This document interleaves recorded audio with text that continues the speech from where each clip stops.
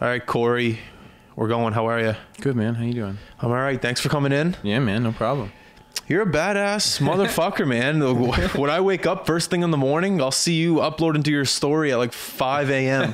and you've already been out to Hubbard's. You're already sweeping the floor. You're already stretched out. I'm like, Jesus, I got to get a cup of coffee here. Yeah. Well, coffee's the first thing I do in the morning. You don't Before the bike ride and stuff? Yeah, for sure. As soon as our coffee machine is set at 5 a.m. and it just goes off. It's like our alarm. Like, I don't set an alarm. And my wife wakes up and goes to the gym early in the morning, but the alarm is essentially like the coffee grinder going off. So what time do you wake up though? So you're up at 5 and then you start the bike yeah. Or no, what time do you go to bed? Sorry, is the question. Some nights like 9, some nights 10, some nights like midnight. But I'm always up. So you're getting early. Like 5 hours of sleep. I'm still getting a lot of sleep. Yeah, I do not do like late nights, like no whatsoever. No, I'm like very much a morning person. When you go to bed, are you on the laptop? Are you are you reading a book? No, I'm asleep within a minute, maybe. Oh yeah. Like yeah, it's like my wife makes fun of me really bad. As soon as I hit the bed, I'm asleep, and it's perfect. I never used to be like that, but I mean, it's it's science. If you do enough during the day, I'm just tired. See, I got a problem when I'm setting my alarm for 6. Yeah. And then I'm just saying, nope, sorry, I got to wake up at 7 now. Yeah. And I have a real problem with it because when I go to bed at night, I'm going, okay, you know what, you're going to do it. You're going to do it. You're going to wake up at 6 and you're going to do it. And then every morning, end up not sleeping, and then yeah. I used to have not trouble sleeping, but I used to stay up later. And even with the restaurant, the first probably 3 or 4 years, I used to get there at like maybe like 8 or 8:30. I wake up like 7:30, and then just over time, it's gotten earlier and earlier. And now it's just second nature. Do you find you have more energy throughout the day due to the fact that you get your physical 100%. Activity just out of the way? Yeah. And even on mornings where like a lot of mornings I won't go for like a run, or I won't go for a bike ride. I'll just kind of like have coffee and like stretch on my floor or like foam roll for like an hour and a half. And even just waking up puts like my mood is completely different. My energy is different, but I've always been kind of like, as soon as my eyes are open, I'm like wide awake. I don't have like that period of like grogginess, and I don't know why. Has it always been that way? No. I think that a lot of that is nutrition. A lot of that is like hydration, and it sounds silly, but like just little things like that, like maintaining your body. I noticed when I started, eating a lot more plant-based stuff, I'm never groggy. I don't know if that's part of just being an adult, if that's part of knowing that you own a business and you don't really have a choice, and you have things to do and nobody else is going to do them. Yeah. So that kind of gives you a different level of energy, but it's, no, I'm very much like, I need to be up right away. And as soon as I like roll out of bed, I'm like at a 10. Are you a vegan or vegetarian, or do you eat meat? Vegan. It's weird. I don't eat meat, but when I'm hungry and I have to eat, I'll eat. Like specifically, like if I'm doing like a bike ride. So like the other day I was in like Upper Musquodoboit, and I can only take so much like Vega bars with me, or so much like candy. Like, I can't like take a backpack. So if I have to eat and there's no option and something has like, an animal product in it, I'm going to eat it, because I'm not going to get stranded in the woods, like cramping up, like laying in a ditch, or like hungry or dehydrated or anything like that. So I'm not like to the point where I'm super that serious about it. I won't like buy meat. I won't cook meat. I eat most of my meals at a restaurant anyway. So, it's kind of like, it's a no-brainer.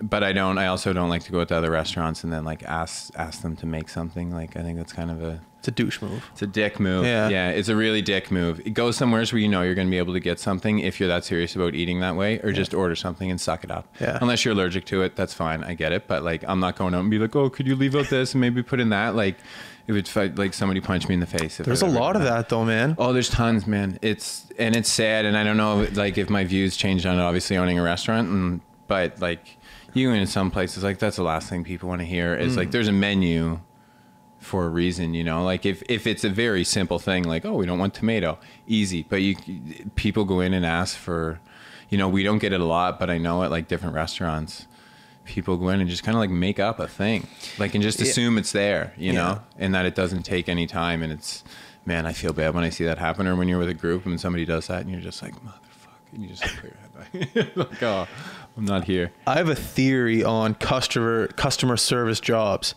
everybody should have to work a customer service job at some point in your life. The lessons you learn from working a customer service job, 18 onwards, 25 before you're 30, whatever. Because let's say hypothetical, you do become that guy. You're the millionaire. You got the hot wife, you got the house, the car, you got all that shit, and you're at Starbucks and you're ordering from an 18-year-old kid, and you can tell he's a little nervous and he's stressed out, and you don't have any respect for him. If you worked a customer service job back in the day, you will remember how hard it is, and you will respect that 18-year-old kid. I'll give you a perfect example. I remember it was college days. I was hammered at a McDonald's on Quinpool, and there was a girl. No, it was a great McDonald's. A girl, 19 years old. Saturday, full of drunk kids. I think it was St. Patty's Day. And I was hammered. I wasn't really paying attention, but as I was ordering my food and I stood back and watched her working hard, just hustling. And I went up to her. I was like, listen, I know I'm a little out of it right now, but I've been watching you. You're hustling, you're working hard, and this is going to pay off. But I think everyone should work a job like that. 100%, because and it's the people that don't have a clue that are the ones like that, or that have never done it, because I could never imagine doing that. I could never imagine like any human like working a job like that and then going in and then making somebody feel like that. Like I was at like the Irving the other day by the restaurant. Sometimes we get like bananas there, ice. And there was a day when like a few weeks ago, there was like a big like debit downage and like credit cards wouldn't be accepted or anything with something. And there was like, when you go to the gas station and like you're trying to get somebody outside is trying to get gas and that like beep's going off inside, and like it was like that times a million, and there was like 5 people, and it was just for some reason there was just like one person there, and you could just like literally like beads of sweat like coming down his head, and like people in the line were like, you could tell they were getting so frustrated. I'm just like, oh, this poor guy.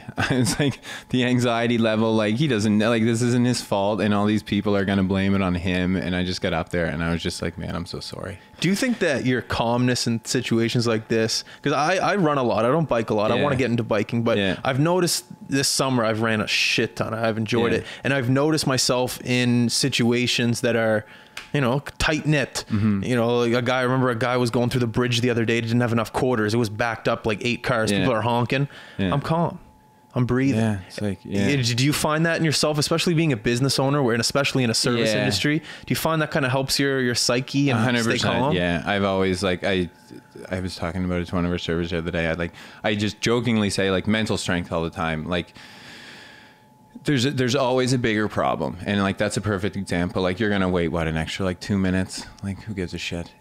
Like it's things like that. There's obviously, I think everybody clues in when there's like much bigger issues, I think, but like little tiny stuff like that, stuff that's going to happen every day is not like, for me, it's kind of a blessing and a curse. Like I should take things a little more seriously or let them affect me more. But it's like a lot of that stuff is so minor. And then a lot of times when you do react to it the next day, it's taken care of, but you're like, I didn't really need to do that. Like if I didn't do that, this wouldn't be an issue today. And it's just kind of like, it affects your stress level. It affects everything. It affects the rest of what you do that day. So it's very, I don't know. I do not like to sweat things whatsoever. I've really learned to get much better at that. I was never really bad, but the more you do it, and I think just age too. I think you just don't really give a shit. How old are you now? I'm 34. I'll be 35 October 1st. October 1st. October 1st. Oh, wait, no, I thought that was Halloween. Halloween's 31st. 31st, sorry. That's right. Yeah. You dressing up this year? I haven't dressed up in a long time. I like Halloween. Halloween's one of my favorite holidays. The majority of holidays now are just garbage. Like they're just stupid. But Halloween's nice because people really have fun and people go all out. But I haven't dressed up. We don't get like a huge Halloween crowd at the restaurant, but sometimes people dress up. But no. Last thing I went it was a gingerbread man. And I just had like loaves of bread tied around my neck. And my hair's red, obviously. It's not red now, but it was just like the stupidest. It was like, I'm not mad. I don't like putting the effort into it. I leave it too late and then I don't plan it. And then like November 1st, I'm like, shit, like Halloween looks so fun. So everybody dressed up. Let me ask you this, because you're a hockey guy, or we're a hockey guy. So was I. Was there ever a time, I already know the answer, but was there a time where you had a game or a practice on Halloween and then you just went out as a hockey player right after the game or practice? Yeah, I think that's all it was for me. Yeah. It did. And like, I remember the best Halloween ever. I lived in Hamilton with like 2 guys and we shared a house and we went as like a cycling team. This was when I was like not into cycling like whatsoever. Like we did it as a joke. It was like those people, look at that guy with like the fresh and clothes. And the 3 of us went and it was like one of the best Halloweens ever. And it was fucking, and here I am 15 years later. I'm like, shit, that's like, I am that guy. Yeah. That's me. It's funny being the guy on the other side. Like, I'll do it here sometimes, just giving out candy. Oh yeah. And the parents, you just see them, they got the Mickey or they got the coffee mug, and you know what's in there already. It's probably a really good night for some parents. Like, you're just outside, Yes. just a little cider or something, hot cider. Oh. I remember, like, man, I remember my dad saying it the other day that the kids back in the day that were on the street would just be through the roof, like back in the early 90s.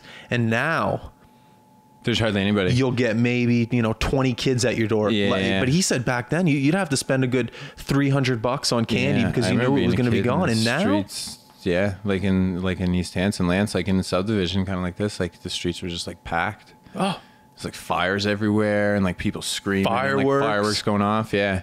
Now it's just like everybody's so cautious. well, man. everyone's scared. Everyone's Yeah, scared. nobody wants their kids to go Can you outside. blame them though? Yeah. Like, Yeah, it's a crazy world. Yeah. Your brother, I didn't know he worked for the Mooseheads. He does, yeah. I ran into him at, I didn't talk to him, You but probably, yeah. we were in the same conversation with the Memorial Cup. Uh-huh. He was down there. I didn't introduce myself, Yeah. but when I was out in Lance at Doodley's house, he told me, and Yeah. bada boom, bada bing. Yeah, that's him. Yeah, he's very business savvy. He's he's done really well with that. I don't know exactly how long he's been there, but he's like worked his way up to What role is he? to do that. I believe he's like president, like vice president of business, something Wow. like that. Don't quote me on it. I'm sure it's on the internet somewhere, but yeah, he's done really well. It's crazy. Do you ever like talk to him about his role and what it consists of? I don't even know what a president of hockey does. I did a little bit. I don't think it has a lot to do with like the personnel side of stuff. Obviously, I think it's more like ticket sales, like kind of Okay. like schmoozy, like a lot of that. He probably also Like the face of the Mooseheads probably in also business. deals with a lot of shit too. I'm sure. Yeah. I'm sure there's Yeah. people, like any sports team has sports fans who Yeah. I'm sure he deals with some stuff, customer relations again. Do you ever miss that world at all? No, we went to a couple Memorial Cup games. Went to one or two, and it was fun. You just go and drink beer. It's like, But no, like nostalgic feelings, nothing. No, none whatsoever. Really? The craziest thing I remember, I just watch, and like obviously I'm older now. I know this is how it works. And you look at somebody younger, and you're like, those people are really young, but you don't seem like, it doesn't seem that way when you're playing. Like you seem like an adult, a full grown adult, like people, like facial hair and everything. Like that's the only thing I always think of. And then I'm like watching, I was like, oh man, that was me. I was like, is that what I look like? I was like, is that what it was? And then like wife, you're friends with you who like have never seen me play or like weren't in my life at that time. And like, what did you do? I was like, I don't know. I was like, I don't know what I'd be like to watch. Just kind of like stood around and waited to like shoot. And like I went in sometimes. I was like, I don't know what, like it seems so foreign now because it's like, it's almost 20 years ago. Yeah. But it's funny. I have fun when I go. It's nice. But man, it's so crazy to see how serious fans take that. Some fans like really take that when they're kid, it's Kind of a sin.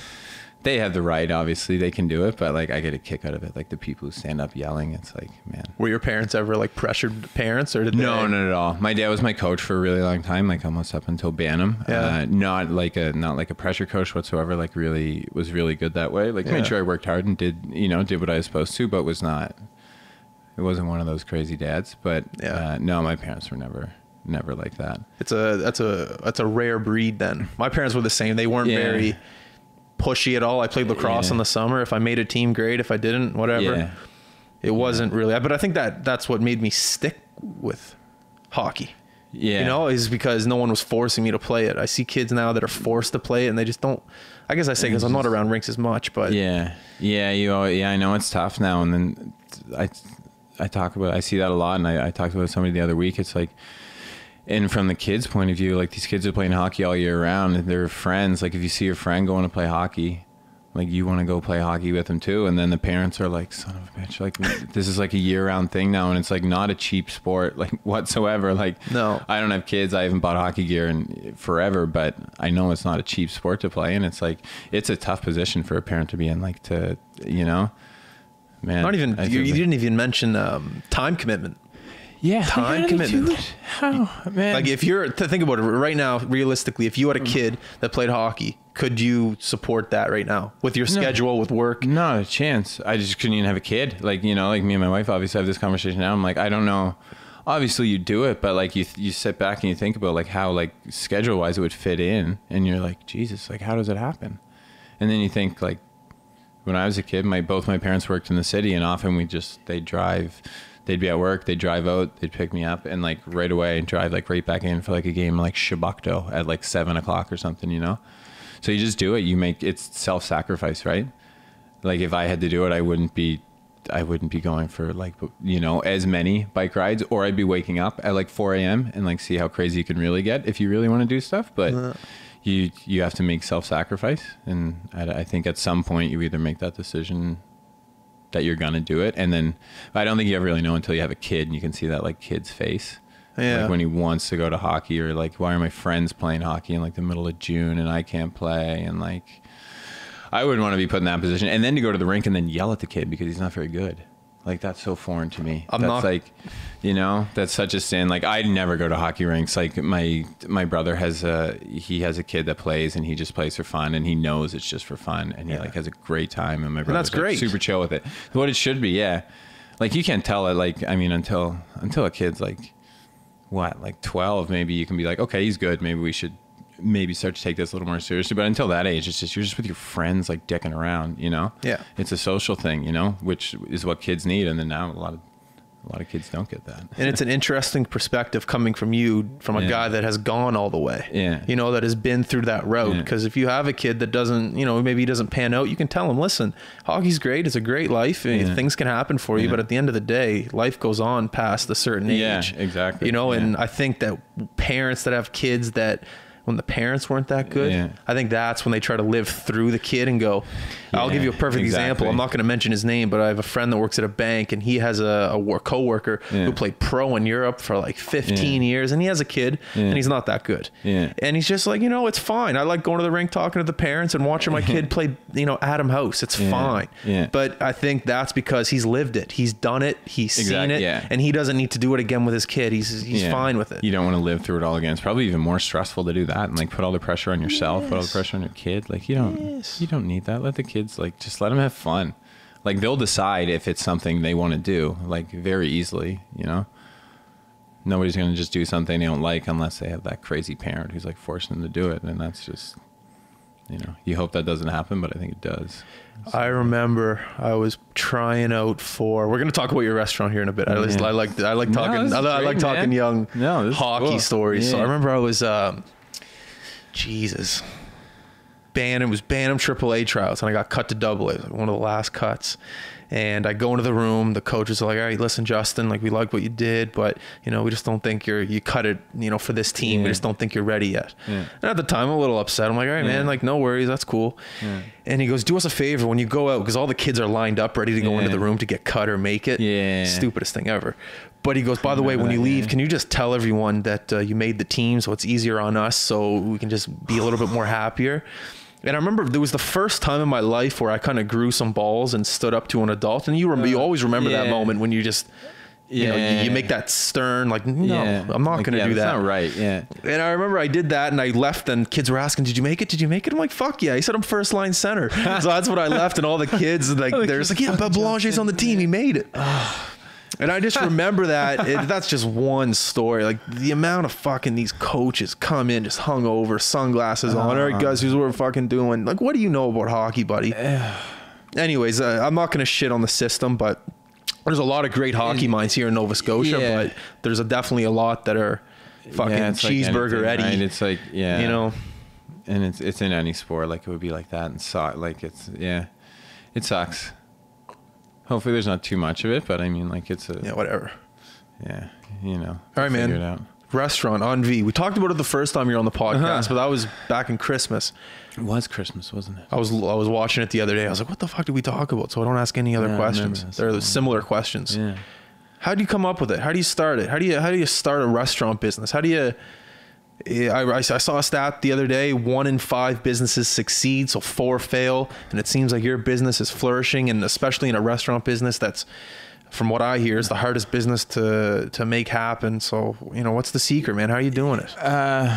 Yeah, I just kind of like fell into it. Like I think we talked about it a little bit when the last year I played in Germany, a guy on my team and his wife essentially opened a vegan restaurant in Germany in the town that I was playing in. And I had kind of knew at that point that I just wasn't going to, I was just done with hockey. Like that was going to be it.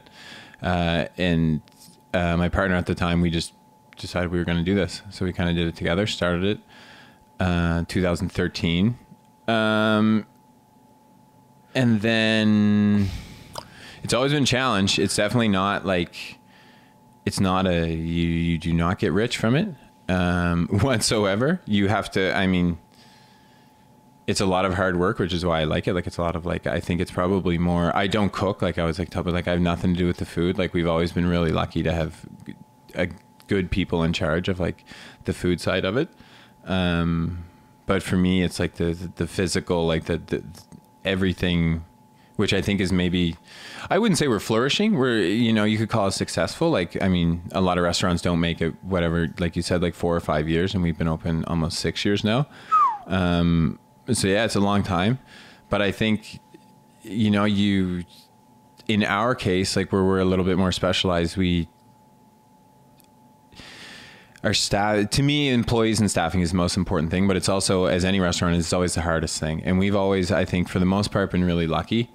But a lot of restaurants have a real struggle, and we're currently struggling pretty bad with staff just because there's so many restaurants in this city. There's, you know, cost of living is very high. So everybody wants to make more. Like it's minimum wage goes up, you know, like there's a lot of things. It's a really constant like juggle, and that's something like I don't have experience with. Like I don't have a business background. It's like, but for me, the only thing like in the back of my head that I tell myself is like, you have to be there every day. You have to work. You have to know kind of like everything that's going on to get like a feel for it. It's much different if you're one of like not like a corporation, but one of those groups that has like a couple restaurants, you know, that has people that kind of like pops around. Like that idea is very foreign to me. Like I don't know how, like that's just a different level of restaurant. Ours is very small. Like we might see like 35, 40 people, but we have 12 employees. Like there's 12 people that are all very close. So everybody knows everything. You know what I mean? Like there's people that know as much about our business almost as I do who work there. So everybody's very tight, and there's no real secret to it. I mean, it's a lot of sacrifice also. It's not like having a kid, obviously, but there is a lot of sacrifice, whether that's financial sacrifice, time sacrifice. Like, you know, like we're 6 years in, I'm still there probably 70 hours a week, 75 hours a week. But I love it. But that number keeps going up because things change so much. But those times that I'm there are like at different times of the day. Like some days I'm there at like 6 and then we open at 11. So I already have like 5 hours of stuff done at 11. Whereas before I'd get there at like 9 and then I'd end up staying there till like 11 or 12 at night. And I was like, this isn't a bar. You know, I don't need to be doing this. So it's always like a constant change of like my routines, like even our chef's routines, like schedule, like busy times. Like right now, like Tuesdays and Wednesdays are our busiest times of the week. So that like throws off a schedule. So you need to have good people that can like readjust to that to get the right people in at the right times. It's you need good people, and we've been really lucky. We've had some really shitty ones, obviously, like anybody in any company in any job does. But we've been really lucky, specifically on the food side of things, to have people who really know what they're doing and like can innovate and, you know, bring new things. I like when I see on your Instagram that you sweep and like you mop and you clean the tables. I like that. I remember I used to work at the Prince George Hotel, and the owner of the hotel, I would sometimes see him in the back cleaning the dishes with them, like in the pit. Yeah. And as soon as I saw that, I respected the hell out of him. He knows who he is. Yeah. And I see that with you on your Instagram and things like that. Is it the little things with you? 100%. That's what I mean. Like the physical things like that. Like admittedly, I'm like terrible at what you would call like growing a business, you know, as far as like, hey, you're going to open another restaurant. Are you going to do this? Is there like something else you guys are going to do? That part, like I am admittedly like terrible at. That's not that like I have no experience in that. That's something like that I need to get better at. But what I love and what I like cannot stop doing is that like physical stuff, like that, like the cleaning, the making juice, like little things like that where I can be really hands-on and I can like stay moving. If I had to like be one of those people who is kind of just like in my car all the time, or like driving back and forth between a restaurant and like sitting in front of a computer and like, okay, this place made this today and that place made that, and then I put it all together. Like, nightmare for me, complete nightmare for me. I know it's kind of like a necessary part to grow, and I'll do that when we need to do it. But are you flirting with it right now, if you don't mind me asking? No, not really. Like, our space, we're kind of tapped out, but we have like a prep kitchen that I saw that the other day. Yeah, right next to a cool fashion shop. Yeah, so that is a big kitchen, but we can only use that half the time. It's technically ours, but we sublet it to like a prepared meal company called Sauté. Oh, that guy messaged me. Yeah, Will, great guy. Will, is he? Yeah, Will. He's a great guy. Is he? Yeah. Okay. Yeah. He's yeah, they do cool stuff. So they do like prepared meals. So they use that every day until 2. So we took that space over when we were thinking about like making like catering a thing in like 2015, and kind of got like, had a little too many ideas and got a little too big too fast. And then we were like, shit, like we have rent on this space. This just isn't, there's not many of that people that want vegan catering. We were kind of in like a pickle, and luckily they came along so we can like sublet it to them. He gets to use like this beautiful commercial kitchen, do his stuff. And then we can come in there like after like 3. So there is kind of like, at this point, a few little difficulties with it, because there's ideal times. Their business is growing very fast. We could be using that space for stuff. So we essentially have like, you know, like 500 or 600 other square feet we can use, and it's a beautiful space, like you saw it. So there's that, and our relationship with Sauté is kind of coming to fruition where they need a bigger space, and it's, but we got lucky with that. But there is that opportunity. We don't really know what it is yet, but I would not like go looking for another space to open like a restaurant. Well, it's exciting. It's a good problem to have, it seems. Yeah, it's great. And it's like that space. It's like, I don't know. There's just something like it's small, and everybody's used to it. It's super unique. I don't really like the idea of like having to go to like just this new big like box. Like, it's nice to think of like all this like stainless steel, and like it's beautiful, like the stuff you see on Netflix and stuff. But like Burnt, that new restaurant, with the guy where they bag everything. Yeah, and like, do you really like rinky dinky, like super gimmicky, but like, it's they pour champagne out of the roof for you. No, it's like, yeah, it's like, where do people get the money to do this stuff? It's like crazy. It's like, where do they get it? By the way, I want to tell you that I love at your restaurant that they leave the jug on the table. I know, we talked about this before. I say this everywhere I go. That eliminates so much stress for the waitress or waiter. It's so much time for everybody. Oh my God. And some restaurants can't get this concept. And these little glasses too, like that. If that's not even a bad glass. Like, I'm done that in 2 minutes. No, a minute. You put that down, I'll drink that right now. It's done. I say this every restaurant we go to. Listen, anyone that's listening right now, a restaurant owner, save your waiter, save yourself, and save me some time. Put a fucking jug on the table. I don't understand. Like, working in a restaurant, I know there has to be a reason for it. Like, whatever, like the confines of that space or whatever the reasoning is, there's a reason, but I don't understand. I don't know. I've never heard one of these reasons, and I don't want to ask. But there's going to be a day where I'm like, can you just leave the jug? And she's going to have like that look on her face, and she's been like, I'm not supposed to leave the jug. And she's like, I don't get it. I always tell my friends, if I ever open up a restaurant one day, it'll be called Leave the Jug. Yeah. That's how much I'm passionate about leaving the jug. Leave the jug. I don't get bitter about a lot of things in life, like whatsoever, but if I go somewhere and they don't leave the water, man, fuck.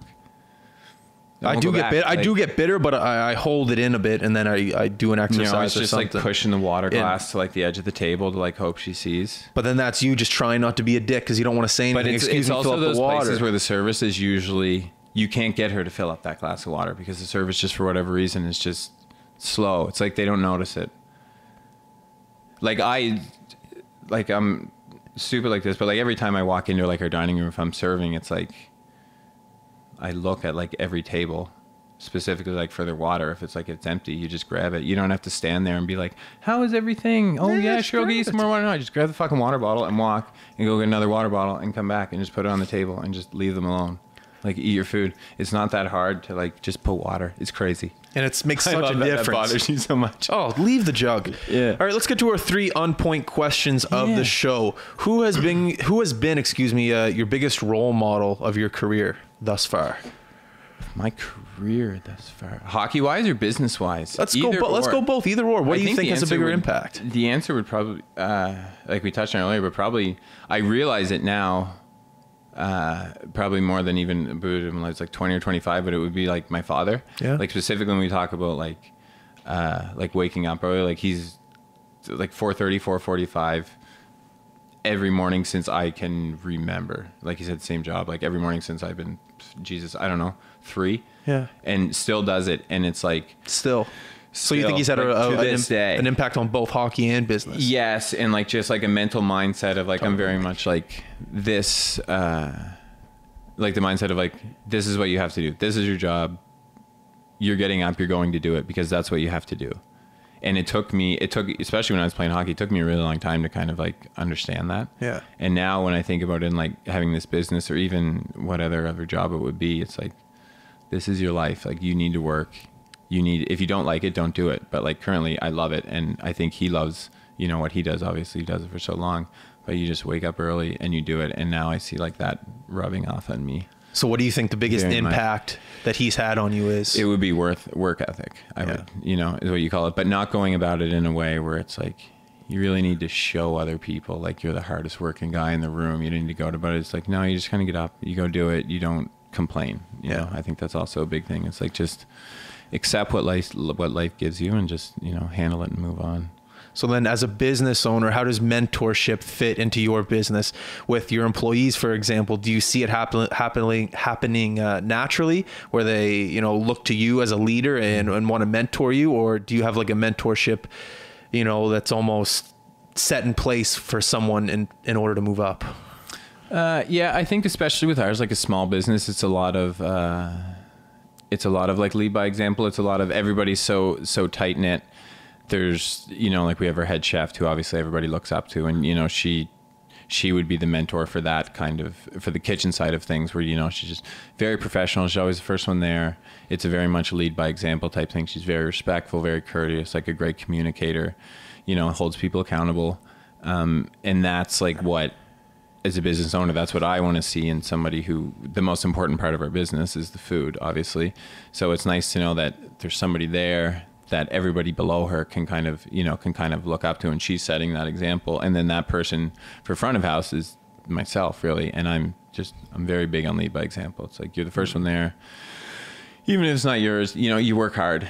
You put your head down, you just accept things. You be a good guy, like it's not that hard to be a good guy. No, it really isn't. Like you treat people the right way, and you're not scared to stand up to people who, are not doing something, that you agree with. But I very much lead by example. And I think it's a trickle down effect very much, especially in a small business. You get in business with like 50, 60 people. It's obviously on a different level, but ours where like people are seeing each other every day. They're conversing, 7, 8 hours a day in small confines. And you need respectful and smart people and people that can be looked up to. So it's nice. Do you ever, I don't want to say the word fear, but do you ever, I guess, just think about having a larger staff and how to quality control your employees? I don't know if that sounds correct, but like, when you hire employees, like when I think of McDonald's, for example, like, how does a company that has millions of employees working for them, how do you know who's working for you, and how do you make sure that they, represent McDonald's to the best of their ability? Because God knows that there's some employees that are just, trash employees. So do you ever think about that? Because you're still young, relatively young, and I'm sure you want to grow. So do you ever think about making sure that the people that you're working with are representing the EnVie or, the Cory Urquhart brand? Yeah, for sure. I mean, we've been lucky because we haven't had to really hire that many people as far as like front of house goes. But I'm sure you want to. I'm sure you want to grow. Yeah, and eventually. So it's, people get it really quick. Like it's a very easy place to understand like what we're all about. So it's, but I do think about that. Like would you have to go to every interview? Like, would you want to see it? I don't think I'm at that level of like control, but I also don't think, I don't really, of course I want to grow, but I don't ever envision, us having like 100 people or something like that. Like, I think it becomes a different business. It really becomes a different restaurant if there's more than one. I've always kind of thought that. And that's not just because I'm there all the time. It's just such a unique little space. It's just, I often sit there and envision it in like a different space. And I'm just like, It just doesn't. Yeah. Hypothetical, if you had 2-3 restaurants, would it bother you that you couldn't get to all 3 or all 4 of them in the morning to almost sweep or wipe the tables down? Would that bother you, knowing that someone else is doing it but they might not do it correctly? It would bother me with the podcast if I let you know. I think it kind of would, and I don't think I'd enjoy the process of setting that up, and like I would rather do it myself. I would. Yeah, it wouldn't bother me in the front. Like, I think they're going to do it wrong. I don't know. I just really like doing it. Like, that's like, it's like my time to kind of like, I don't even really think of anything. I don't want to say it's like my time to like feel like a connection to the place and get like all weird, but it's like usually like specifically on Mondays, not the last few, most Mondays, it's like, it's just me, and it's like, it's just like loud music. I usually have like a beer or 2. Yeah. And I just like hang out, and it's like, it's so peaceful. And it's like, I've done that every Monday for so long. And it's like, just, it may be different in 5 years, but right now the thought of like doing that in another space is just like, is mind blowing to me. Really? Yeah, it really is. Yeah. Do you get the same peace of mind when you wake up early and you ride your bike alone? No one's really awake that early. Is it the same type of mindset?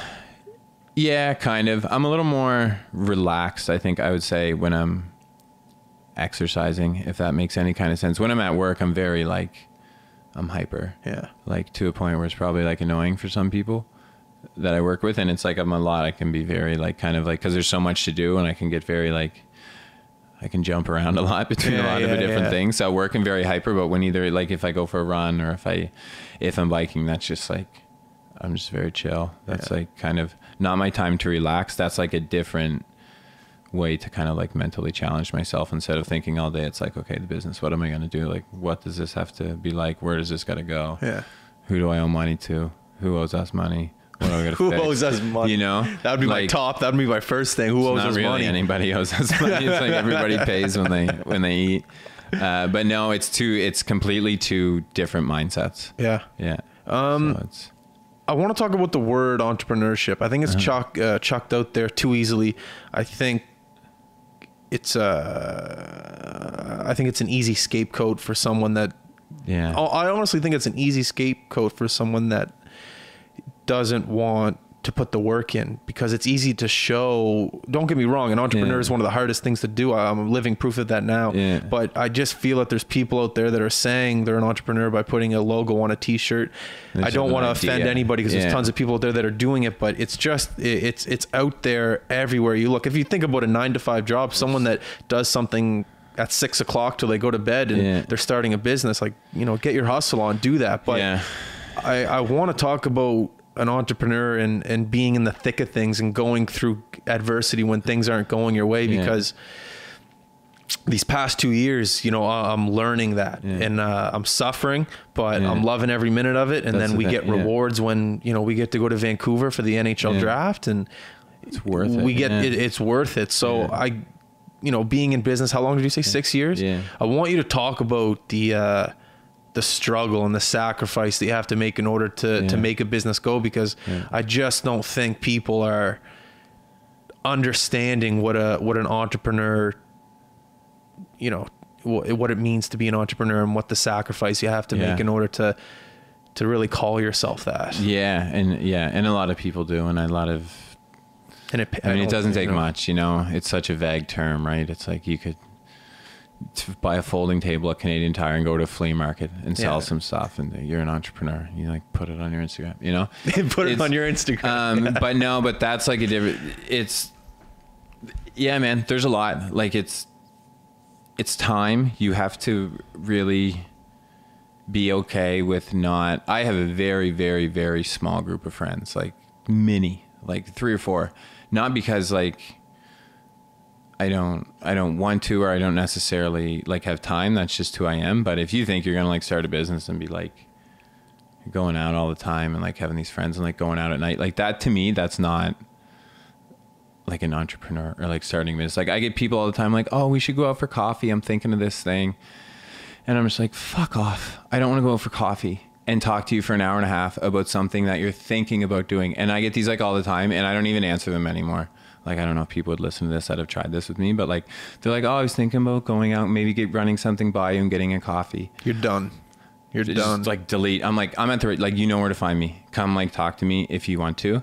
But that's not like maybe in your head, that's how you grow a business or you start a business. But in my head, the way you like grow a business, the way you sustain a business is like, hey, I'm here. Like, this is what I'm doing. Like, I'm not just like hanging out and like telling people and like going to like think of it and like handing out stickers to people I have like coffees with. Like, it drives me nuts. But the sacrifices, it's a lot of financial sacrifices too. Like, specifically, I mean, mine with a restaurant, like we're in a position now where we just don't have, for the first time, like, a lot of people get loans to start a business. Obviously, that's, you know, no secret. But now we're in a position where like we don't have loans. It's nice. Like, you know, like we're in like a different, and that's kind of like that 5-6 year thing. Like, now you're moving into like a different phase of business where it's like, okay, like, technically you're still kind of like starting a business after like 5 years. There's by no like guarantee, you know, that it's like, it's safe, but it's, yeah, people don't know hardships that like, that just kind of throw that term around. Like, there's a lot of nights, like, man, I have like, there's like countless stories of like nights, like I could write a book of like just shit that like times I've been in that space where like I've had no idea what was going on, like nothing, like what we were going to do. Like, you panic, you're like, what if nobody comes in? Like, what, you know, it's like the end of the month, you have like HST payments, you have like, you know, like payrolls falling on the same week. That's like, and then you're looking at your bank account and you know what's coming out, and you're like, if a lot of people don't come in this weekend, or if you don't do something over the next like few days, then like in 4 days, you're going to have a lot more anxiety about your situation. But then you get up and you go do something about it, or you just work harder. You think of new ideas, you get there a little bit earlier. And there's a lot of times where it involves other people, whether that's, you know, maybe you have to cut back on shifts. Maybe some of your employees are getting 1 or 2 less shifts a week. You have to like tell that to them, but they're depending on you for their money. Like, it's not, you're responsible for a lot of different things. You're not responsible for their livelihood, but like they're depending on you to a certain extent. And like, I do not like disappointing people. And there's a lot of times where, you know, that's something that you have to do, not on like a grand scale, but it's like, hey, we don't need you to come in tonight. A lot of times they're not mad about it, but in my head, I'm thinking like, you know, shit, that's like, you know, they could make some money for them going. Yeah, exactly. Yeah. So it's stuff like that. It's like, the more people get involved, I think the more complicated it gets, but it's a lot of time. And like, financially, like, I mean, I do not make like a lot of money doing what you do. Like, you don't get into it for money, but in my life, I've never been happier. Like, when I played hockey, I made like good money. But like, compare like my kind of like what I would call quality of life then to like now, and I'm much happier now. It's like, just, you know, your time. You get to do what you want. Yeah, that's exactly. the reward. You get to wake up and not go get yelled at by a boss. You don't even think about it. Yeah, like, I don't even think about, like, I realize like how lucky I am, and sometimes like I'll think about like, man, what if I did, like, one day maybe this will end. You know, like, very real possibility to just like, you know, the well dries up, you know what I mean? Like, and I got to go do something else, which I'm super cool with. And it would be an interesting experience. But a lot of times I think that, but I'd be like, yeah, but that's a little different, man. I was like, you're not just cruising out when you want to go for, you know, it's a much more routine life like that. So I realize I have a lot of freedom, but that freedom gives you the chances to like fix things when you need to, you know, like, it gives you the time to kind of, to sit back and try and figure things out. And it gives you, you know, it gives you ideas, and it gives you that time to be motivated if you need to, you know. I like what you said about, you know, let's go grab a coffee. I'm thinking about doing this. Yeah. I read a cool quote the other day. It was from Chris Rock. He said, when I first moved to LA, my car always broke down and I was on the side of the highway. I'd put my thumb out and just be like, you know, come on, someone help me, because I need help with my car. Give me a boost. No one would ever help him. But then he always said, whenever he started just to push his car and he started to work, he said he'd have 4 or 5 people pull over and just help him. And I took that to heart. And that's a great example, I think, of any business. If you sit there and call someone up that does have a business like yourself and say, hey, listen, Cory, you know, I'm thinking about starting this burrito stand. You know, can you call me and give me some advice and, you know, all this shit.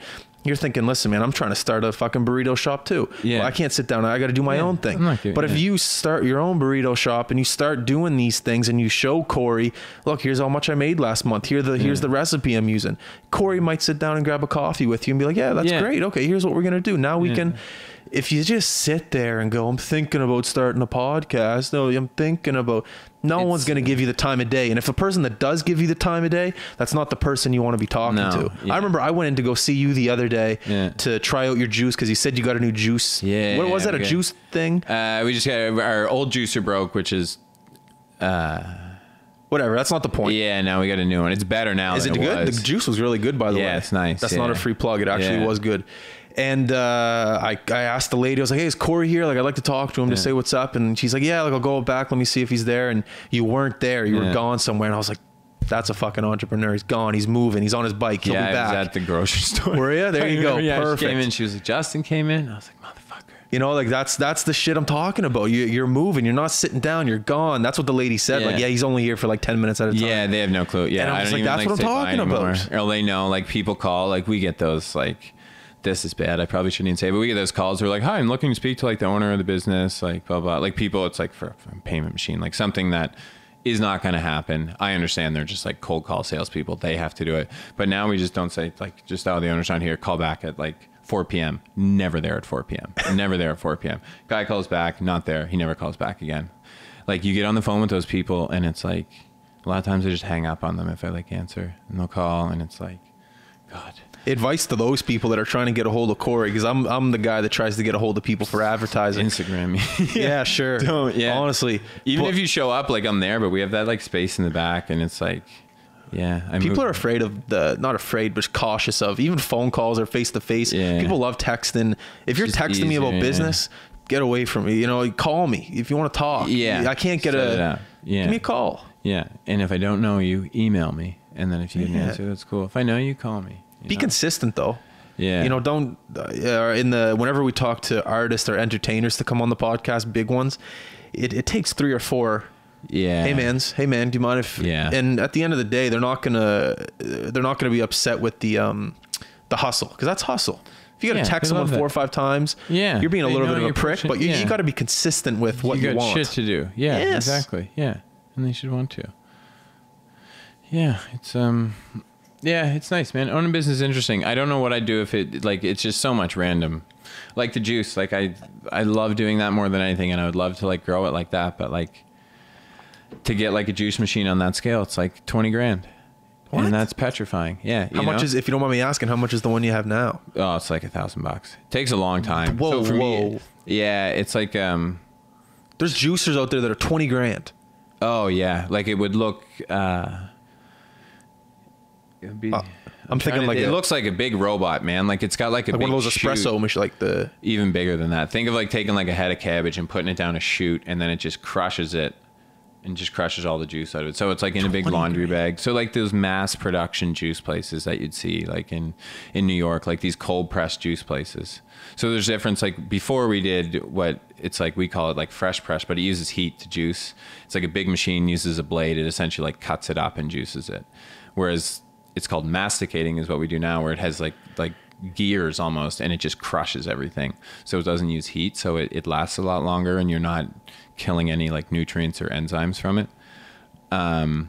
But those machines are really like complex, and they're really like, they have like a really slow horsepower motor, and it just crushes everything. But you can get them in like big motherfuckers that you can just put like a head of cabbage down, and it'll just like shred it and then crush it. You can put like places you could pump out like hundreds of liters of juice a day, where the ones we make, it takes me about an hour to make 12. Oh, so it saves time. That's what you're saying. The old way does. It's quicker. This with new way, just with the machine we have, you have to cut stuff off and it just goes slower. The other one, you could throw an apple down. Okay. But this way it takes more time, uses less produce, but it's much healthier. Like twice as healthy. It lasts forever. Like you could drink that juice like 2 or 3 days later and you're fine. See, in the mornings I make green smoothies, and I read somewhere that the juice, it's good, but it takes away from the nutrients because the chopped leaves aren't in there, things like that. Yeah. So I prefer the green smoothies in the morning. Yeah, you can do the smoothie. There is, so that juice you had, that wouldn't be the case for that one. The way, if it's called centrifugal is like the term for it. There's centrifugal or masticating. Masticating means cold press. So there's no heat. There's no nutrients lost in it. You're just taking out the fiber, right? Okay. The other way, centrifugal, is when it's like you turn it on. It's a really loud noise. It shreds stuff up. It doesn't, there's no crushing involved. It's just like Just imagine somebody had fucking crazy fast hands chopping it up, and then there's just juice. Like the pulp that comes out of the centrifugal, like heating it up, losing everything way, is really, really wet. And like really, like you could squeeze it and it would like drip. But the other way, where it just crushes it, it's like, it's not like sawdust, but like it's really dry, because it's literally just the fiber of the food. Is that something that you want right now, is like a juicer? Like I want new microphones. You want a juicer? Yeah, like the one we have now isn't bad, and that's just one of those little things where like I was kind of forced into doing it this way temporarily, but then I just kind of found a way to make it way more efficient and a thing that I like really, really enjoy doing. Yeah. And that's just something I do. I've always made the juice. Like I've made it since we've opened. I've like been the only one that's ever done it. That's something I really enjoy. And I would love to like kind of expand on that. But that machine is like the next, not even like that machine, like the next step up to be able to do it like commercially is like 20 grand. Not a big deal. Like, yes, you could go to the bank. Hey, this is what I want to do. Here's a business line, blah, blah, blah. But that petrifies me. How does that petrify you? I don't get I don't know. It's just, that's just spending 20 grand on a juicer. But yeah, whether it's like owing people money, or I think most of it is sitting down and writing out like a business plan of like, why is this juice gonna like sell, blah, blah. You know what I mean? Oh, and like giving marketing like a restaurant for a bank, like a restaurant is like a hard thing, you know, for them to get money to, because they just open and close every day, you know? So it's stuff like that. But if I ever did want to expand, it would be, I really enjoy like juicing and stuff like that. And there might be an opportunity there. Like when we have more space, like, I think that would be a logical thing. But yeah, I live off that stuff, and like smoothies. Oh man. Yeah. Oh, it's great. So easy. Do you have time? We're on an hour here. You still got time? I got no. Yeah. You're good? I'm good, man. Yeah. Yeah, the juicing. I haven't drank. It's been a month. I have not drank for a month. I'm thinking about doing for all of September as well. Alcohol. Nice. No drinking for a month, and I've stuck to running 6 times a week. I take Sundays off, and 2 smoothies a day. One for breakfast and then one for dinner. Lunch, I'll have a huge lunch, and I've noticed almost what you said about the energy level that has, it's gone through the roof. Yeah. One thing that I will put aside towards energy and everything else is my focus. Right now we don't have a website, and I've kind of been dodging it due to the fact that I can't focus on that techie shit, that fucking, you know what I'm talking about. I've really struggled with it. But ever since this past month, and the juicing and the running and the diet, I've been able to sit down and look at a computer, look at a website that I have no idea how to operate. And I've been able to work for an hour at a time, take a 30-minute break, and chip away at it. It's let's just say it's been an amazing month for me. Yeah, you know, clarity involved in it with it. I think not drinking helps too, man. Like, but just the diet and the exercise. If people could just, you know, I just wanted to say that on the podcast. And I remember when I came into your place and got your green drink there, it was, it's just. Yeah, it's incredible stuff. It's magic. I feel like well, it's just so easy, right? And there's a lot in that. Like there's like a full apple. There's like, you know, like a good like massive handful of kale. Like, you know, I do kale, spinach, ginger, banana, cucumber, and what are those little seeds? They're not sesame seeds. They're cumin. Chia seeds. Seeds. Yeah. And chia seeds. I'll have one in the morning. And then you think about putting that thing on a plate and eating it. It's fucking disgusting. It's not a chance you would. Yeah. No. But you put like something in there, like you just like, that's a lot of the stuff. A lot of times with the juice, you can put anything in there, but if you just put like a little lemon and a little ginger, like I've put some funky, like some weird vegetables through that juicer and like drink it, and it's fine. You know, it's like you gotta kind of like. You got to have you can't be picky. Yeah, but it's not about what tastes good. It's about what's good for your body. Exactly. Yeah. And it's a drink. It's much different. Like as somebody who like really just likes drinking stuff, to drink something that's gross than to go eat something that's gross. Like you could fill that up with whatever and I drink it. But if you put like something like a plate of red peppers on like a plate, God, fuck off. I remember my when I was younger, my dad making spaghetti sauce. I hated mushrooms and tomatoes. Yeah. So he'd put mushrooms and tomatoes and everything, all the good stuff in it, but he just blended up. Yeah. Wouldn't tell me. Yeah. Put it in the spaghetti. I'd love it. And he told me like 2 years later, he's like, you know, like your whole childhood you've eaten mushrooms, and because I put it in the spaghetti sauce. And now you're crushing mushrooms and tomatoes all the time. You know what I mean? Crazy salads. Yeah. It's something that I'm really starting to look into. You know, when like, you know, you and your juicers, I'm sure you're doing your research on your juicers and you're trying to figure shit out. What are the benefits of it? I've just been doing research on diets, on See, nutrition. I feel like a superhuman, man. It's insane. Yeah, it's crazy. And see, that's a part of like my personal life that I haven't really got into a ton, is like the actual, like, believe it or not, like you would think like owning a vegan restaurant, like I just kind of like eat as much as I can and drink whatever I can whenever I can, and I burn it off. I've always had a quick metabolism, but with my activity level, like I can kind of do whatever. So I've never really dived into like the performance aspect of it until probably like a couple weeks ago. Like on Mondays I started doing these like really stupid fucking long bike rides.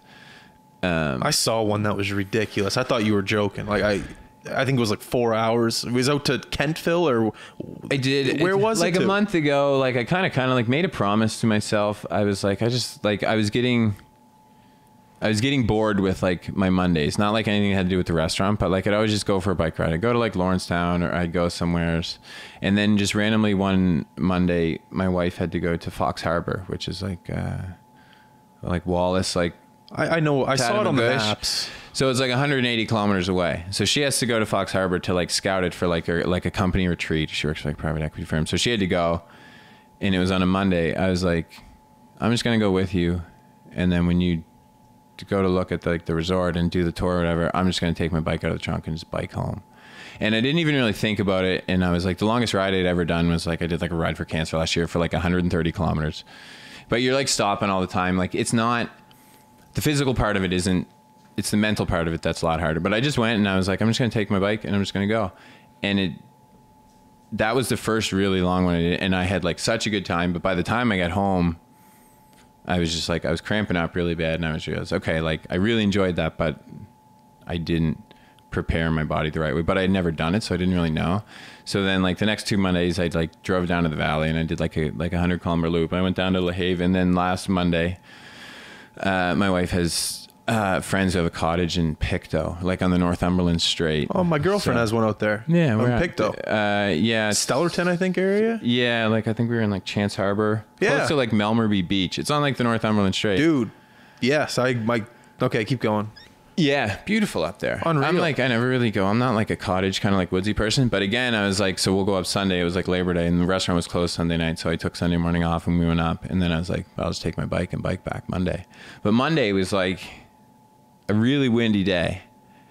Like a really windy day. And like Pictou to Halifax is like, it's essentially just like straight across like the middle of the province. And like that day the wind was blowing the opposite direction. It was blowing like Halifax to Pictou, as like Cory's coming from like Pictou to Halifax, and it was really strong. And it was like, I've never had like a mental like battle with myself probably like that in a really long time. And like physically, like the first, like it was all kind of like uphill, and the wind is like, unless you've ever really been on like one of those like road bikes and it's windy, you don't know like how like crippling it can be, and like how much it could like can really affect you. Like a normal bike ride, when I'm going, if I'm like pushing like kind of like as hard as I can, it's a flat road, there's no wind, ideally I'm probably going like maybe like 35-40 kilometers. This, I'm like going as hard as I can, and I'm going like 17 or 18 kilometers, and it's like fucking like driving me nuts. And I'm so like, in your head, what are you saying to yourself? Just oh my god, like call a cab. Well, I'm in the middle of nowhere. Like this, like I pick like back roads. Obviously, I don't bike on like normal highways, so I try and pick like, for a ride like that long, it ended up being like 188 kilometers. How many hours? It's like 6.5 hours, like on the bike. So it's like I try and pick roads that are like relatively like flat, but like kind of out of the way, but like not like longer out of the way. So I was like 60 kilometers in, and it's like, I don't even know if the town had a name. It's not even a town, but it's just like a road. Have a name. It's just straight, and like I'm going this way, and the road is like, it's beautiful and it's straight and there's nothing around, and it's all woods and it's just like perfect, but the wind is just like coming and coming, and it lets up once in a while and it doesn't, and you got to push hard, and I'm going like half the speed I normally would. So I'm like 50 kilometers in, and then I start like going down this hill, and at like this point I'm like kind of like starting to get better, and I'm not like physically like tired yet, but I'm like 50 kilometers in, but I know I have to go 190. So like on a ride like that, like in my head, I break it down like in 10 kilometers. If I do 10, I'm like, oh, I got like 18 more of those of 10 kilometers. That to me doesn't sound that bad for whatever reason in my head. But this, I got into this mental space where I kept like looking at my little computer, and it was like 50 kilometers. And I was like, I cannot do this 4 more times. I was like, I'm at this point right now. I was like, there's no way I can do this. I was like, if it stays this windy and like I know where I have to go, like I can see this map, I was like, I'm not gonna like, I don't think I'll be able to, like, I'll physically be able to do it, but I don't know if like I'm going to want to be able to do this. And then you start creeping. I'm like, this is like a beautiful Monday. It's like summer's almost over. I'm like in the middle of the province, like on my bike. Like nobody's forcing me to be here. I was like, you don't need to be here. I was like, you're a normal adult. You're like in good shape. Like you don't have to be doing this. And then I just started going down a hill and I was like getting some speed. I was like, oh, this is nice. And then no, it's fucking way worse. And then like there's nobody on this road. Like I haven't seen cars. Like I can literally like just ride my bike down the middle of this like beautiful like just old highway in the middle of nowhere. And it's like, other than the wind, it's really nice. But then there's this like bridge that they're working on, but nobody's working on it, but there's a light. So it's like one lane. And there's probably a stretch of like maybe like 200 or 300 meters where it's just one lane and there's a light at each end. So one's red, the other one's green. And like the first car I see in literally 15 minutes is a transfer truck that's like coming through the bridge. So I get like the red light and I have to like stop. And I'd lost like all my speed. And I was just like, at that point, I was like, I'm going to lose my mind. I was like, I can't do this. And I had to sit there for like whatever it was, but it was like a full stop or I would have got like buried by this like truck because it was one lane. And I just got on my bike and then I went over the bridge and there was just a river and I just sat there for like 20 minutes and I just kind of like looked at the water and I was just kind of like talking to myself and I was like trying to calm myself down and I was just like sitting there and I was like drinking water and I was just like, wasn't even really like thinking anything. I was just kind of like looking at the water and I was just sitting around. And then I kind of like slowly worked myself back up and I like kind of stretched. And then I was just like, I remember just standing there and it was like, oh, fuck it. And I looked at my watch. It was like 1 o'clock. I was like, I have 115 kilometers left. If I do this at this rate, I'll be home by like 7 o'clock. And I just got on my bike and then I went and then I found like this random store in like Upper Musquodoboit and just got like a big pack of blueberries and like a Red Bull and ate it. And I was like, so I've never been that close to like almost being like in tears while I was like, I was going to say, I would have cried. I was, yeah. And it's like, I'm sitting there, I'm like, you're such a pussy. I was like, it's not that far. I was like, you're riding your bike. And then it like turns into like a positive frame of mind where like, how lucky are you where you can do this? Like, wait, this is something you like really love for like 7 hours and nobody's going to bother you. Like nobody's going to tell you to stop. And I kind of like turned my thoughts into that where it's like, man, nobody else can do this. Like what is like something you love doing? Like if you could interview anybody you wanted for like 7 hours, you'd be like, fuck yeah. So I looked at it as a way where like, I just get to go ride my bike through this like province where I've never been to any of these places. I'll never go back. On a Monday where most people are on a Monday, there's job. Nobody around. It's like the most peaceful thing. And I don't do it to get a, like, I'm not like I enjoy like hectic. I enjoy like kind of chaos. I don't do it to like get away. You know, I do it to kind of like push myself and just kind of like challenge myself. But how good do you feel after that? I felt really good after the next day. I feel fine. It's really weird. Biking obviously is low impact. Like your legs are tired. Like there's a lactic buildup, but I usually I'll go for runs on Tuesday, like recovery runs and stuff. And that's a crazy story, by the way. But what made me think about this next question is, do you ever think about going in an Ironman? No, people ask. I don't. There's like zero competitive.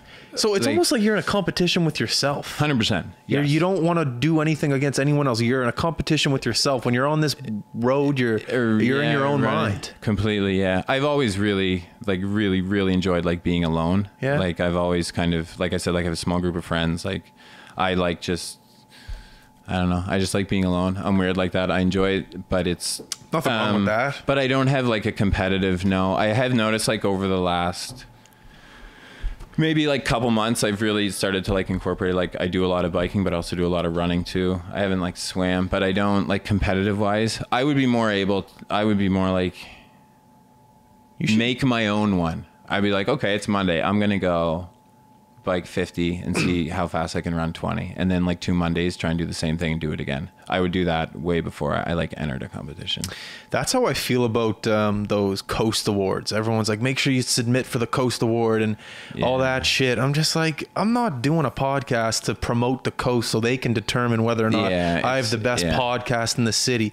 Go fuck yourself. The High Button we have an award show every day and I win every single day. Yeah, exactly. You know, people message me like, are you upset that you're not rated top 5 podcast in the city? I'm looking at these podcasts podcasts. One of them's about Arthur, the television show. The other one, I listen to it. They get drunk and talk about beers. When I know our downloads are through the roof, 10 times higher than anyone else, we're getting NHL players on. I'm not in a competition with anybody. I think that's the biggest problem when it comes to an entrepreneur or someone that's trying to start someone, or even people that want to go to the gym. They feel that they're in competition with everyone. When you're on Instagram and you see, some guy has 10,000 followers, you only have 3, you think that you're in competition with him. No one's comparing you to anyone. If you are in competition with yourself, you will win. You're not trying to, I try to stress this so much. People get crippled by, but here's the thing why, what you just told me about your bike ride there and that mental capacity where you just wanted to quit and you said, I got 115 kilometers left, whatever, I'll do it. Most people are afraid to go to that mindset. When people put themselves in physical exhaustion, they're afraid of it. Man. They don't want to do it. But like I said, you got 10 employees working for you that are maybe a little upset. That's nothing to you because you've gone to the point of exhaustion. You've gone to the point of survival to get home from, that's where the bread and butter is right there. Yeah. It's very much a physical thing. Yeah. You can't, I don't think there's another way you can push, you can push your mind like that. And even though it doesn't seem like what I'm doing when I'm biking or whatever has nothing to do with the restaurant, but eventually that stuff all trickles in with everything. Because somebody didn't like their salad. There's going to be another salad. Who gives a shit? I was like, I'm a 34-year-old man sitting beside a river in the middle of the province, about to cry. I'm like, your salad's going to be fine. But that makes it that makes it, that's the way I do it. I don't know. I know everybody doesn't do it that way, but it's and then the competition thing. And I think about that a lot. I'm like, I have moments where I'm like, what are the other people who own restaurants doing right now? Maybe on a Monday. And then I'm like, who cares? I don't care. Do whatever you want. Yeah. And we've had, I won't say who, but there's restaurants that open and about the competition thing. And we've had people, we had this guy who come into our restaurant a couple times a week. And then we found out he had a restaurant opening later on and then I'd never seen him again. And now that I think of it, all the conversations I had with him, he was just coming in and just fishing for info. He's like, how do you do this? How does this much cost? It's it's so weird the way certain people go about things, but don't think that it's, you want to know why all these self-help books, all these Tony Robbins, all these guys are making millions of dollars is because they're capitalizing on a generation that is extremely soft, extremely insecure, extremely... I can do it, but I just need that push. Guess what, buddy? You might get that push, but in 10 months down the road, when you got $10 in your bank account and you got to go get a 9-to-5 job, but you got to say, you know what, fuck it. I'm going to go sleep on my mom's couch for a month and try to figure this out. When that time comes, most people go, no, I got to go get my 9-to-5 job so I can, it's a generation that's just, I don't know. I saw it in myself and I make these changes and exactly. And you just figure it out. They want other people to do stuff for them. They want to be told how to do it. It's really strange. It's I don't know, I understand people read books and shit, but I'm not going to get anything from picking up the subtle art of not giving a fuck. Why am I going to read that? I get that question all the time where it's oh, what book have you read? Or people come in to our restaurant who assume that because it's a vegan restaurant, which is what is cool. I know the stereotypes, but it's that I'm into super spiritual, very just really spiritual, whether it be meditative stuff or whatever, but not asking if I am, but assuming that we're into that or that I can help them somehow. And I had a conversation with a lady the other day. I was I'm just not that's just not me. And I was this is that's just not us. That's just not something. I don't think you should expect that from us just because it's a vegan place. But haven't you read this book? And I don't even know what the name of the book was. I was haven't I read this book? I was no, expecting I was supposed to read it. And I was what? It's no, I got to do my finances. No, I was I'm sure it's a good book, but no, there's it's everybody's looking for an answer from somebody else. They're help. That's the world. Whatever. It's fine. Yeah. I don't know. Yeah, I think I honestly, I do. I think it starts with, like I feel kind of like a dick saying these things because I've only really noticed it the past month. Like, don't get me wrong, I've been working hard on the high button. And, you know, I'm doing everything I can, but this past month, like I've been drinking since I was 15, 16 years old, at least once a week, at least. And this past month of just no drinking at the age of 27 for the first time, and that's 11 years, I think. Mental math, 11 years. Math guy. And then just adding the whole diet thing into it. It's just, I don't know. It's the diet's big, man. Like diet and sleep. It's I just feel like I can do anything. You know, most people might take that the wrong way. That's a great feeling. Yeah. But like that's absolutely. That's a great feeling. Or like enjoying, like if you can enjoy, I don't want to say pain, but like enjoy, like whether it's like physical suffering or like going through like the suffering of like changing your complete routine. Like it usually works out. Like, do you want to hear a cool story about this? You might have heard, he was on the, you know, Wayne Badecki, he's from Cape Breton. He was on the podcast a couple times. Big singer. The name sounds familiar. Wayne Badecki, guitarist. Yeah. Anyway, so he had a drinking problem, went into rehab. He's been sober for I think 6 months now. And before he came on the podcast, him and I went to Starbucks and just kind of chopped it up about what we want the podcast to be about. And he quit drinking. He was, I think, 2 months sober, something like that. And he said that the opportunities that came into his life as soon as he stopped drinking were incredible, almost godlike. He got a role as Danny from Grease. He's not even an actor. 200 people auditioned. He didn't even audition. The guy was just like, hey, you look exactly like the guy I'm looking for. He got the role, playing in Cape Breton at the Big Fiddle, touring all across Atlantic Canada with his music. And he just said that, you know, when you do this, the diet and the soberness and the hard work and the ethic and the hard work ethic, excuse me, he just said that the doors opened up for him. And when I heard him, I was like, man, maybe I'll try that, but I didn't really do it. I wanted to, but I just didn't have the balls in social situations to say, no, I'm good. I don't really want to drink right now. I just kind of gave into it. And this past month, I haven't really done anything other than eat well, exercise, and focus on myself. And man, financial opportunities, how it's crazy. It's unbelievable. Well, it's not like, that's the thing now. Like, remember, like, I don't know if there's a time period too, but remember, like, kind of used to be cool to like be like a slob. Everybody be out drinking all the time, and it's like summer, and like, that's not the thing anymore, you know? Like, you can't, that's not the way the world works anymore. Like, you can't, nobody likes to see that, you know? Well, you wake up and then you're hungover for 2 days. That's 2 days of unproductive. You just feel like shit. Like, I just can't, like, I'm sore a lot from what I do, like muscles, but like, as far as like groggy, like what a nightmare that must be to like have to wake up and be like, oh, I gotta go to work, and you're like slogging around like that. It's like, that's no way to like live your life, man. Like, it's such an easy thing to get rid of. It's such an, like, your body's such a crazy thing that can like adapt to so many things, and it will, like, you can put it through whatever you want it to, like, if you fuel it like the right way. And like, there's, like, you're finding out like there's endless ways to do that, you know, and everything works differently for everybody. But like, once you figure out what it is, it's like you're a different human. Your energy levels are different. Like, your sleep is like way different. Like, well, that's one thing I still got to work on, is the sleep.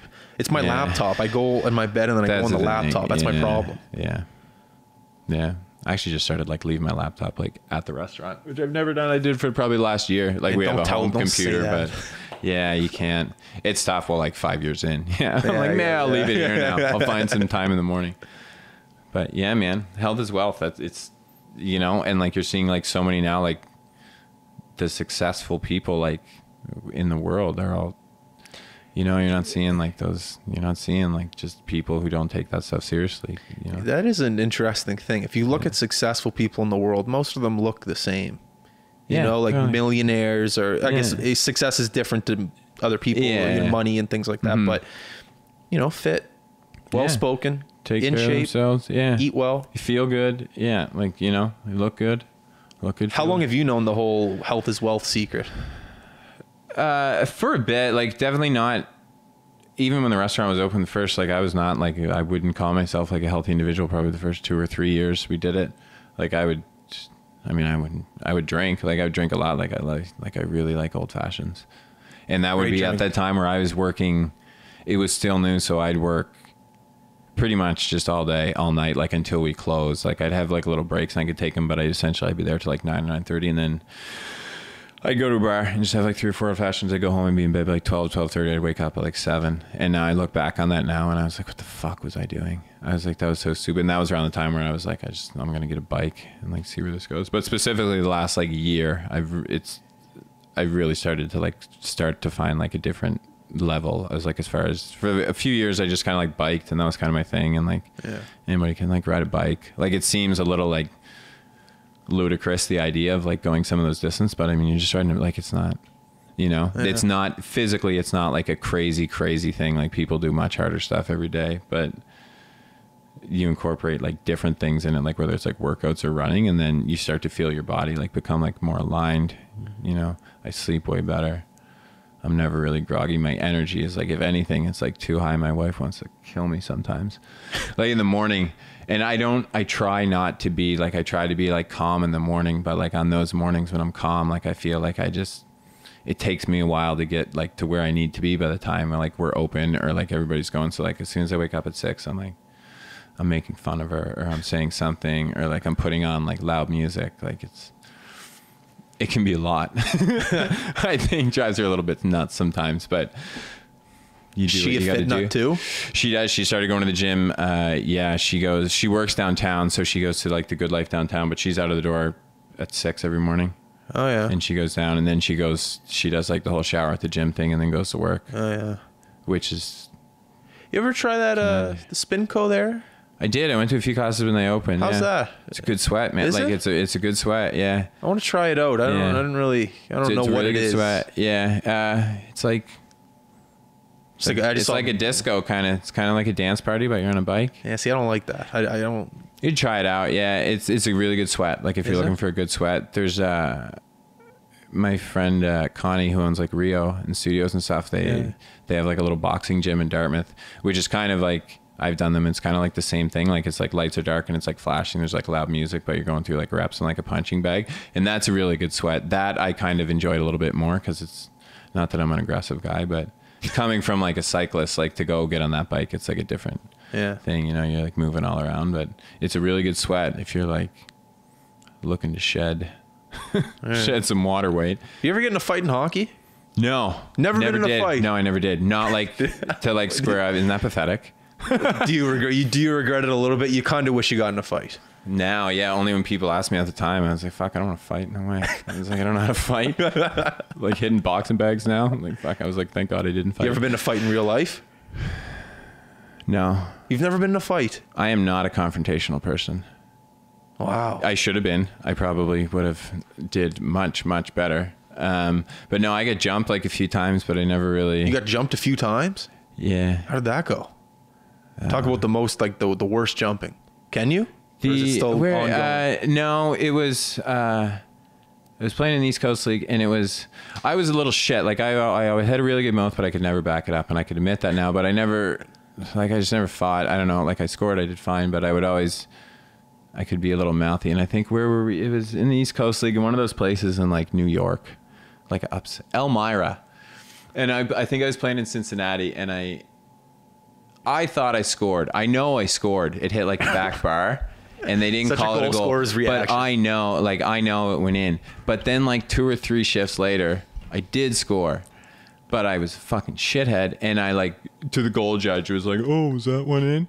And I'm like, fuck. And as soon as I did it, I was like, what are you doing? I was like, you're such an idiot. And 2 shifts later, there's like a little scrum in front, and a guy just like grabbed me by the head and just like hit me with a couple. And then I went down, and I was like, I know. I was like, I'm such a fucking idiot. It's like, I deserve that. To the point where I almost would have felt bad fighting back. It would have been like, just give it to me. It's like, just give it to me. That's a dumb thing to do. He was way tougher than me, though. That's the beauty thing about hockey. You learn lessons, man. Yeah. Don't take fighting out of hockey. You need it. It's at a point now where it's fine. It just regulates itself. It's just, don't change anything. It's fine. Yeah. Yeah. Hour and a half, man. Oh yeah. I had to ask you, what's your bike plan for Saturday when the hurricane comes? Are you biking or no? No, like when I do these rides on Monday, I've only really been biking like once or twice a week. Saturday, I don't know. I do stuff at home. If it's not too, I don't know, it's supposed to be pretty bad, isn't it? We're getting a hurricane. I just kind of get into this today, actually. So what are you doing to prepare? Are you getting salamanders? What are you doing? You getting...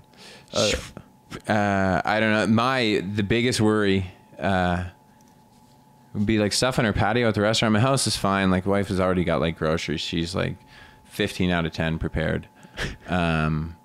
My worry is like the restaurant, if anything like needs to happen, it's like, will the patio blow away? Like, you know, like just random shit like that. Like. Nah, it'll be fine. It's an old building. But yeah, I don't really know. I love going outside like when it's raining and like running when it's raining and stuff. But I mean, if it's depending on how windy it is, that's a little, that could be risky. But yeah, we haven't had a good weather event in a long time. I'm excited. I love extreme weather. Yeah. Love it. I'd prefer hurricanes. Probably the last on the list. A blizzard would be nice. It's not going to be a hurricane. It's going to be windy and rainy. Let's be honest here. There's no Hurricane Juan coming through here. Does his dog like the wind? Is he scared? Levi? No, he doesn't. He likes it. My fucking dogs hate the wind. Oh, yeah? Yeah. Hate it. Thunder. Yeah, they'll be in for a rough night Saturday. But yeah, I don't know what I'll do. I'm going to watch a movie. I don't know. If it's not too bad, I'd go for a run. If my wife lets me, or she's just like, you fucking idiot, stay inside, stay in the house. Yeah, she'll live. All right, man, hour and a half. Let's wrap it up. Bring it on. Yeah, thanks, man. Fuck, one more thing. I forgot to tell you. When I was helping someone move out in Lance, and I sent you the picture. It was a plaque of you playing for the Rockets in the rink. No, it was just like team picture. There was a plaque of you because you got like a certain amount of goals in the season or something. It was just out there. It was in someone's house. Oh, in someone's house. I don't want to say their name. Yeah, but they're close to you. Yeah, and then I sent you the picture. You remember that? Yes, I thought it was at there's like an East End Sports Hall of Fame. No, I was helping someone move, and it was in just a box. It was like I was like, is that Cory? I pulled it out. It's probably my parents sell like they'll have yard sales all the time, and they think someone bought it. Yeah, my father will send me pictures of like hockey cards, and he'll just like chirp me. He's like, sold it for 75 cents. He's like, can't believe they paid that much for it. So yeah, it's a good possibility they got that at a yard sale in Lance, or it's my friend and they just had it. But there's some Cory Urquhart things. It's probably whatever. There. All right, man. Last minute of the podcast is yours. So if you want to thank family, friends, employees, I'm sure they're all listening. Go ahead. The mic is yours. They're listening. No, that was great, man. What do we got coming up? There is Halifax Veg Fest is coming up, which is like it's like a vegan festival at the Forum. That's on the 23rd of September. The ice isn't in there already? It's at the Civic? The back part. Oh, the bingo hall. Yeah. Yeah. Bingo hall. That's what it is. It's the bingo hall. That's funny. I remember that. The bingo hall. I miss bingo. Yeah, other than that, man, there's not much going on. Dope. We're pretty chill. It's our busy time of the year, so we're just kind of getting ready to finish it up and then going into the holidays, winter. All right, man. Well, I appreciate you coming in. I know you're a busy guy, so no problem, taking this time out of your day means a lot, man. Thanks, man. All right, everyone listening, make sure to go to all of our social media outlets, like, subscribe, comment. We are out. Peace.